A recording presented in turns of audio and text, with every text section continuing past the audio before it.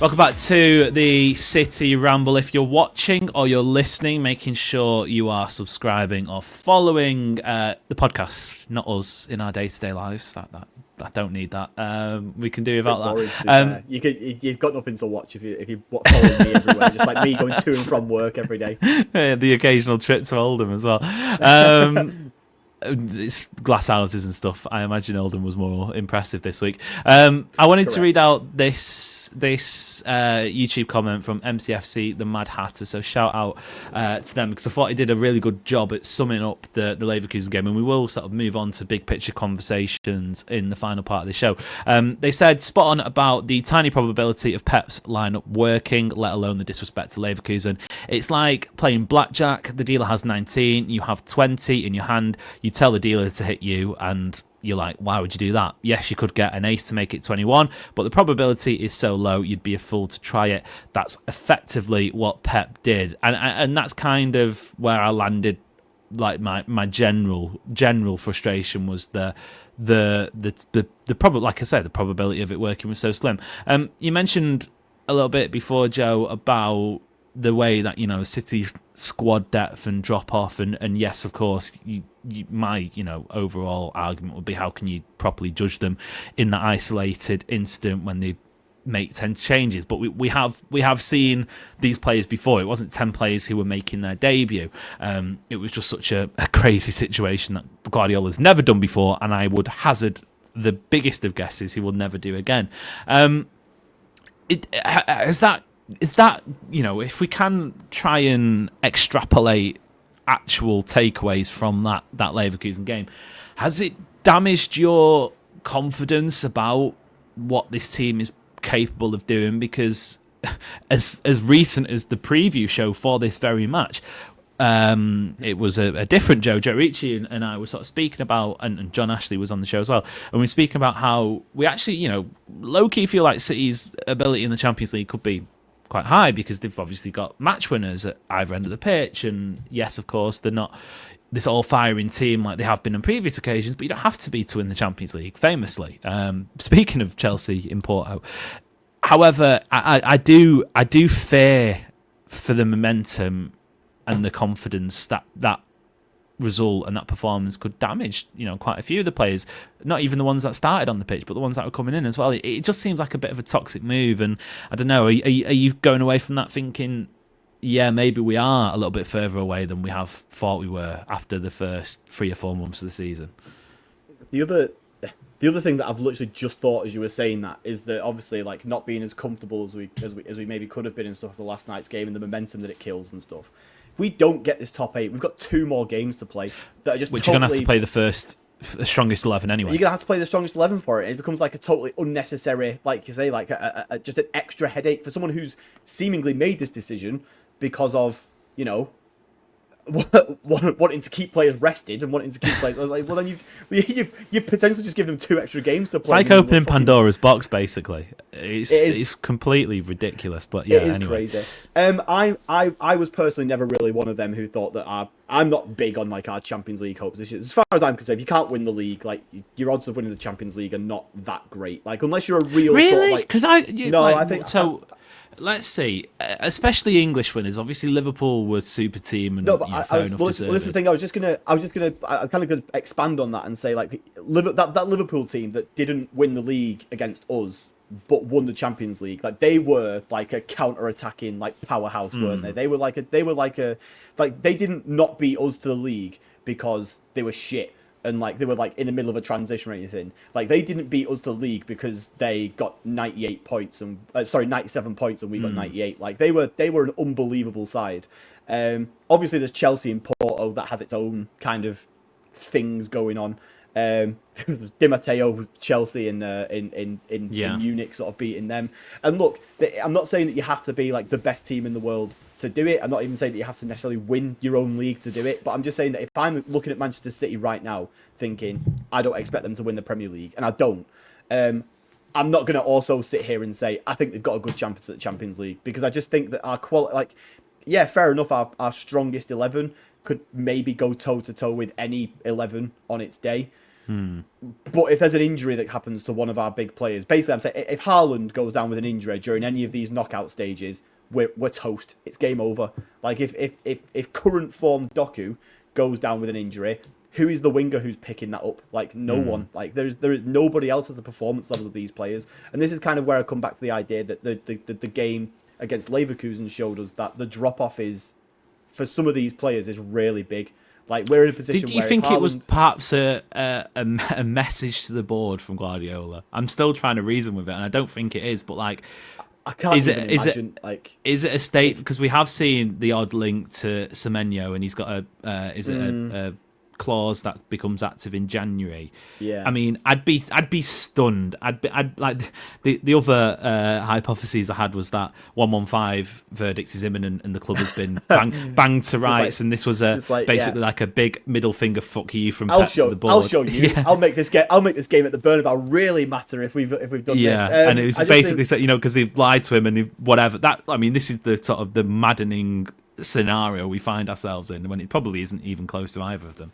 Yeah, I'm just so like, for me, just as far as I'm concerned, like, it hasn't changed my opinion on whether we can win the Champions League or not. But that's because my opinion on whether we can win the Champions League or not was never really that strong to begin with. Like I've not thought, oh, we've got an all right chance at this, because I just think our team ultimately is still in transition. Yeah, maybe we got a bit carried away with those. The games between the two international breaks that we've just had, where we obviously beat, we had a decent run against Arsenal, Napoli, United. Like we had a bit of a good unbeaten run, like obviously ending with like smashing Liverpool up, like obviously in the state they're in, but still like going and beating Liverpool as comfortably is always a good result. And that's the kind of thing that's been killed by this. Like that momentum, like that's long forgotten now. Like beating Liverpool before the international break is like that's a distant memory now. We've just lost to Newcastle and Leverkusen back to back. Like it's the Arsenal. Leeds is a must win. Like Leeds, one of the worst teams in the Premier League, is now a genuine must win. And it's a must win, not even because of the table, but it's a must win because if we don't win that, then the decision to do what we did on Tuesday looks even more stupid if we don't win it. And I just think that we for us to win the Champions League, we would need a huge amount of luck, which obviously every team who wins the Champions League needs to some degree, unless you are the treble team that we had, which I think comfortably deserved to win every single game it was in. You can maybe argue that Inter, we had like a couple of chances where they definitely should have at least equalised, and that is where the luck comes in. But I think that ultimately we were the best team in the tournament all the way to the end, and like you say, that doesn't necessarily mean that you win it, but I don't know. I think so. For example, if you said to me like, we get through, we qualify, but in the round of 16 we've got like Bayern over 2 legs. Well, I'm like, well, it's game over then, isn't it? Like I don't see this team beating Bayern Munich over 2 legs. Barcelona, I mean, I know they didn't have a good result against Chelsea, but probably don't back us to beat them. Their attacking talent and ability is insane, and our defense does not look like it is at the standard to. I think City beat Barca. I think City beat Barca. It's possible. I'm not saying. I'm See, here's the thing. I think this is the mad thing about the Leverkusen game is I think it's a false representation of what City have done in the Champions League this season, because I actually think they have been one of the best teams in the competition. Yeah, but we're recording this at the time Arsenal are playing Bayern Munich, and I'm watching Michael Elise actually skip past defenders and do something useful, which is anyway. So like I think it's fair enough to say those two are probably the best two teams. Obviously, PSG have had a bit of a rocky start. They did go deep in the Club World Cup and obviously had an arduous season last year. But I think if you told me like City reached the quarterfinals, I'd say it's fair game from that point. Like if you put us up against Bayern, then yeah, of course Bayern might win, but City might beat Bayern. So which is why I think it's even like crazier, because if you open up the door to potentially missing out on that top 8 when it felt so assured, and you could maybe go back and say Nico Gonzalez conceding that penalty, which in my opinion wasn't a penalty against Monaco. Yeah, whatever. You can go back and you can say all sorts, but I think it was just such a unnecessary move, because now like City might go on and get 7 points and finish inside the top 8, and we all go, "Oh, do you remember that mad Leverkusen game? It means nothing." And maybe the implications are just the fact that it wild. put so much pressure on these last few games. That's the real problem, because if we'd have won yesterday, Tuesday, there'd be there'd be relatively little pressure on the Madrid game. It'd be like go there, get a draw, and if we don't get a draw, then we've got 2 games to still. We've got 2 games to get probably 4 points, which would be enough to do it, and that's fine.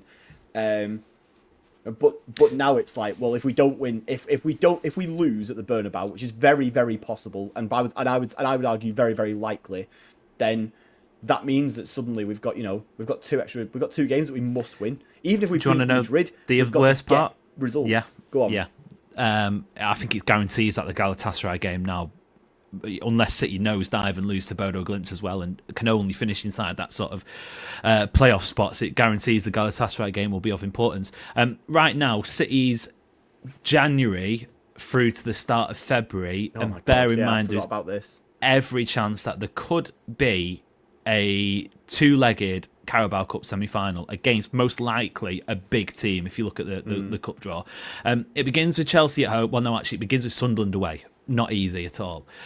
Chelsea at home, then it's Brighton at home in a midweek fixture. It's Man United away, then it's a trip to Bodo Glimt away, then it's Wolves at home, fair enough, but who knows by that point. Wolves could be a super team. Probably not, but still. Then it's Galatasaray at home in the final league phase match of the Champions League. Then it's Spurs away. Then it's Liverpool away. And if City don't finish inside the top 8, I'm pretty sure it's the midweek between Spurs and Liverpool, that's your playoff game, either side of that. I genuinely like, the more that we talk about what this potentially means for this squad going forward, the more I find it so fucking baffling that he's made the decision that he's made on Tuesday. There is, as you said before at the start, like, I'm trying to think of the upside. There is literally not a single one. No. Haaland has played 60 less minutes of football than he planned than he planned to. Great, great, fucking well done. Like, what's that done? Like, nothing. When you think about the players who've come in as well, like Marmoush, like, what have we learned about him? Nothing, because he's playing with Savio and Bob. So it's like you're playing with 2 of the least creative wingers that we've got. Like, what can we learn about his ability? It's one of them in, like, when Pep leaves City and there's books written or there's articles done. I'd love to just know what the think, like the days leading up to this decision. I'd love to know what triggered it, because I don't think we're ever going to find out. You know when we'll find out. I say this about quite a few things. We'll find out because Sam Lee will just offhand mention it in a podcast. He'll just randomly say it as if like it's common knowledge, but like it's like, oh, actually, Sam, what the fuck? I've literally never heard this before. Why are you just saying it as if we all know it? It's it's one of those things that I suspect we'll probably find out towards the end of the season, or maybe even towards the end of this year, depending on how it pans out. Yeah, and I think like if a things bust go up or something after Newcastle or something daft like that. Yeah, if things go well, I suspect we'll probably find out fairly quickly, because it'll be like, oh well, he's been vindicated, so here's the actual reason why he did it. But I think if things kind of spiral and we get, we find ourselves with an extra couple of games in the Champions League because we've not finished in the top 8 and this was why, I suspect it will probably be like some point later in the season where it'll be like, yeah, by the way, like this is the inside story of how the season fell apart a little bit. Yeah, that's when we'll find out that, I don't know, Bernardo punched someone in the dressing room or something. It'll be crazy. Right. I think we should leave it there for the ramblings. That has not helped, by the way. This has not helped. I know. Sometimes it does help, doesn't it? Coming on, and I feel like we had a really cathartic discussion earlier in the week after the Newcastle game. Like, you know what? It's actually fine. But this is the everything's fine, but it's the fire meme behind it. Everything's that's the difference. Burning. That's the difference there. So yeah, cool. We'll call it a day. We'll be back tomorrow speaking about more football. Fuck me. Can't get much worse. We'll see you then.